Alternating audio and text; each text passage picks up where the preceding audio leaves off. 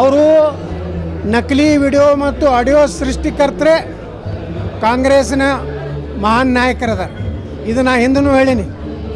ಇವರು ನಕಲಿ ಸಿ ಡಿಗಳನ್ನು ಮಾಡುವ ಕಂಪ್ನಿನೇ ಕರ್ನಾಟಕ ಸರ್ಕಾರದಲ್ಲಿದೆ. ಎಷ್ಟೋ ನೋಡ್ರಿ, ಇವತ್ತು ಒಬ್ಬ ಮಂತ್ರಿಯ ಆಪ್ತ ಪಾಕಿಸ್ತಾನ ಬಾಂಗ್ಲಾದವ್ರನ್ನ ಮತದಾನ ಮಾಡುವಂಥ ದೊಡ್ಡ ಷಡ್ಯಂತ್ರ ಕರ್ನಾಟಕದಲ್ಲಿ ನಡೆದಿದೆ. ಅದೇ ರೀತಿ ಸಿ ಡಿ, ಇವತ್ತು ರಮೇಶ್ ಜಾರಕಿಹೊಳಿ ಅವ್ರು ಏನು ಹೇಳ್ಯಾರಲ್ಲ, ಅಂಥ ಕೃತಕ ಸಿ ಡಿ ಆಡಿಯೋಗಳನ್ನು ಮಾಡುವಂಥ ಶಕ್ತಿ ಆ ಕಾಂಗ್ರೆಸ್ಸಿನ ಬಂಡೆಗಲ್ಲಿಗಿದೆ. ಆ ಬಂಡೆಗಲ್ಲು ಮಾಡಿದರೆ ಅದು ಬಹಿರಂಗಪಡಿಸಲಿ, ಅದು ಯಾವ್ಯಾವ ತನಿಖೆ ಸಂಸ್ಥೆಗೆ ಹೋಗಲಿ, ತನಿಖೆ ಆಗಲಿ. ಸುಮ್ಮನೆ ಬ್ಲ್ಯಾಕ್ ಮೇಲ್ ಮಾಡ್ಲಾಕತ್ತಾರೆ. ಬಿ ಜೆ ಪಿಯವರು ಇದ್ರೊಳಗೆ ಯಾರೂ ಇಲ್ಲ. ಬಿ ಜೆ ಪಿ ಇದಕ್ಕೇನೂ ಸಂಬಂಧ ಇಲ್ಲ. ತಾವೇ ಜಗಳಾಡಿ ಹೊಡೆದಾಡಿ ಅವರೇ ಹಾಳಾಗೋ ಮುಂದೆ ನಮ್ಮದೇನು ಕೆಲಸ ಇಲ್ಲ ಅಲ್ಲಿ.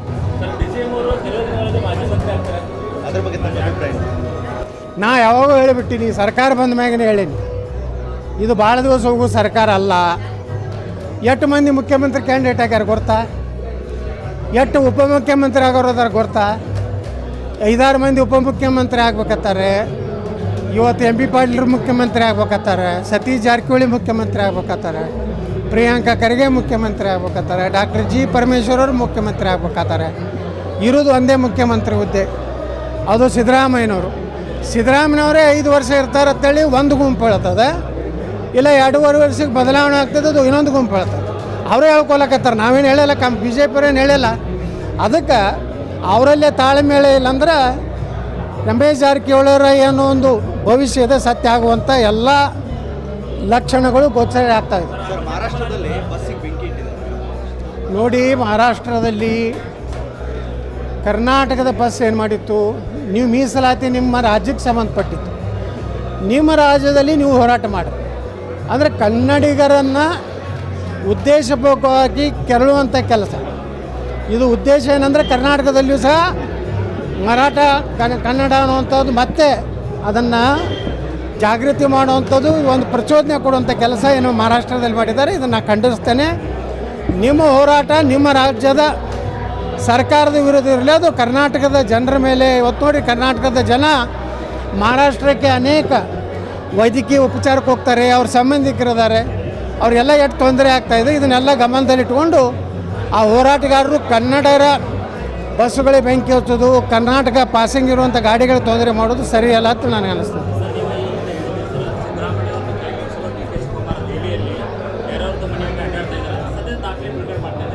ನಾ ದಾಖಲೆ ಬಿಡುಗಡೆ ಮಾಡ್ಲಕ್ಕ ದಾಖಲೆ ಇಟ್ಕೊಂಡು ಬ್ಲ್ಯಾಕ್ ಮೇಲ್ ಮಾಡೋ ರಾಜಕಾರಣ ಅಲ್ಲ. ಬ್ಲ್ಯಾಕ್ ಮೇಲ್ ಮಾಡೋರೆಲ್ಲ ಕಾಂಗ್ರೆಸ್ನಾಗ ಅದಾರ. ಇವು ಬ್ಲ್ಯಾಕ್ ಮೇಲ್ ನಾನು ಮಾಡ್ಕೊತ ಬಂದಿಲ್ಲ. ಅವರು ಎಲ್ಲೆಲ್ಲಿ ಅಡ್ಡಾಡ್ತಾರೆ ಏನು ಎಲ್ಲ ನಮಗೂ ಮಾಹಿತಿ ಇರ್ತದೆ. ಅವರು ಸಿದ್ದರಾಮಯ್ಯನವ್ರು ಇಳಿಸ್ಬೇಕಂತೇಳಿ ಭಾಳ ದೊಡ್ಡ ಷಡ್ಯಂತ್ರ ನಡೆದದೆ. ಮತ್ತು ಅವರೊಬ್ಬ ಶಾಸಕನೇ ಹೇಳ್ಯಾರಲ್ಲ, ಅವರು ಯಾರೋ ಚೆನ್ನಗಿರಿದು ಡಿ ಕೆ ಶಿವಕುಮಾರ್ ಅವ್ರ ಕಡೆ 70 ಶಾಸಕರಿಗೆ ಬೆಂಬಲ ಇದೆ. ಹಂಗಾದರೆ ಸಿದ್ದರಾಮಯ್ಯನವ್ರ ಕಡೆ ಎಷ್ಟಾಯಿತು? 70 ಮೈನಸ್ ಮಾಡಿದ್ರೆ 135ರಾಗ 65 ಅಷ್ಟೇ ಇದೆ ಅನ್ನಂಗಾಯ್ತು. ಅಂದ್ರೆ ಅವರೇ ಲೆಕ್ಕಾಚಾರ ಹಾಕೊಳಕತ್ತಾರೆ ನಾವು ಎಷ್ಟು ಮಂದಿ ಅಂತೇಳಿ. ಅದಕ್ಕೆ ಕೌಂಟ್ರಾಗಿ ಜಮೀರ್ ಅಹ್ಮದ್ ಹೇಳ್ಯಾರ 5 ವರ್ಷ ಸಿದ್ದರಾಮಯ್ಯನವ್ರು ಮುಖ್ಯಮಂತ್ರಿ ಅಂತ ಹೇಳ್ಯಾರ, ರಾಜಣ್ಣವ್ರು ಹೇಳ್ಯಾರ, ಎಂ ಬಿ ಪಾಟೀಲ್ ಹೇಳ್ಯಾರ. ಹೀಗಾಗಿ ಅವರು ಸರ್ಕಾರ ವಿಫಲ ಆಗಿದೆ. ಏನಾದರೂ ಮಾಡಿ ಹುಲಿ ಉಗುರದ ನ್ಯಾಯದಲ್ಲಿ 1 ವಾರ ಹೋಯ್ತು, ನೀವು ಅದನ್ನೇ ಹೊಡ್ಕೋತ ಕೂತ್ರಿ. ಹುಲಿ ಉಗುರ್ನಾಗ ರಾಜ್ಯದ ರಾಜಕೀಯ ಪರಿಸ್ಥಿತಿ ನೀವು ನೆನಪಾರ್ತ್ರಿ. ಮಾಧ್ಯಮದವ್ರು ಹುಲಿ ಉಗುರು ಕಡೆ ಹೋದರು, ಈಗ ಬೆಂಗಳೂರು ಚಿರತೆ ಕಡೆ ಹೊಂಟಿರಿ, ಮತ್ತು ನಾಳೆ ಕರಡಿ ಕಡೆ ಹೋಗ್ತೀರಿ. ಅದನ್ನೆಲ್ಲ ಬಿಡ್ರಿ. ಕರ್ನಾಟಕದಲ್ಲಿ ಕಾಂಗ್ರೆಸ್ ವೈಫಲ್ಯ ಆಗ್ಯದ, ಯಾವುದು ದಿವಾಳಿ ಆಗ್ಯದ.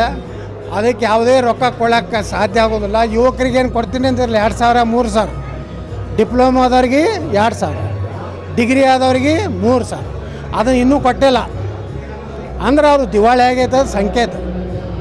ಇವೆಲ್ಲ ಯೋಜನೆಗೆ ಎಟ್ಟಬೇಕಾಗ್ತೈತಿ 1,05,000 ಕೋಟಿ ರೂಪಾಯಿ ಬೇಕು. ಅಟ್ರಾಗಿ ಸರ್ಕಾರಿ ಪತನ ಆಗ್ತೈತಿ. ಇದು ಕೊಡೋದು ಇಲ್ಲ, ಬಿಡೋದು ಇಲ್ಲ, ಅಲ್ಲಿ ಹಾಳಾಗೋಗ್ತದೆ. ಕನ್ನಡಿಗರ ಮೆಚ್ಚಿನ ನಿಮ್ಮ ನ್ಯೂಸ್ 18 ಕನ್ನಡ ಈಗ ವಾಟ್ಸ್ಆಪ್ನಲ್ಲಿಯೂ ಲಭ್ಯ. ಕರ್ನಾಟಕ ಮತ್ತು ದೇಶ ವಿದೇಶದ 360 ಡಿಗ್ರಿ ಸುದ್ದಿ ವಿವರವನ್ನ ನೀವು ನಿಮ್ಮ ಕೈ ಬೆರಳುಗಳಲ್ಲಿಯೇ ಪಡೆಯೋದಿಕ್ಕೆ ಈ QR ಕೋಡ್ ಅನ್ನು ಸ್ಕ್ಯಾನ್ ಮಾಡಿ. ನಮ್ಮ ಚಾನೆಲ್ ಅನ್ನು ಫಾಲೋ ಮಾಡಿ, ನೋಟಿಫಿಕೇಶನ್ ಆನ್ ಮಾಡಿ.